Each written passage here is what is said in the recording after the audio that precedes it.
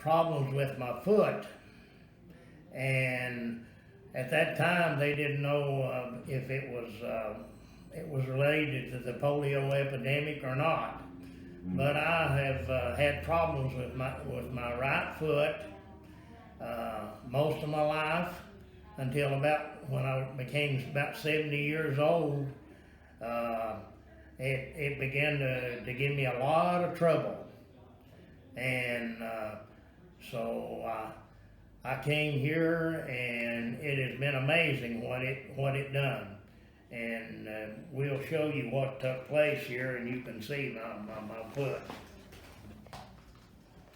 So he does have a malformation and a complete extra bones on his foot. And so before you started the treatment here, Ralph, what were you dealing with? What were you dealing with? It was hard to walk. It was a painful there.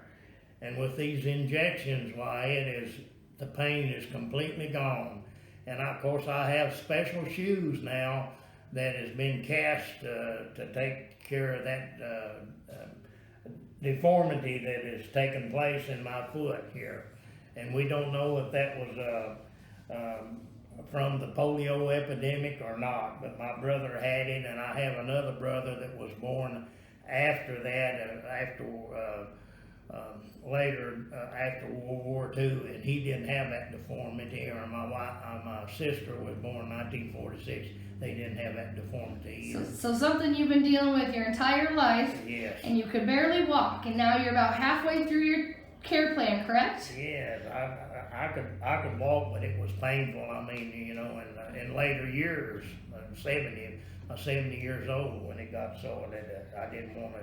So what were you able to do last Sunday that you haven't done in years? I walked to church a quarter of a mile to church and back, and it was amazing.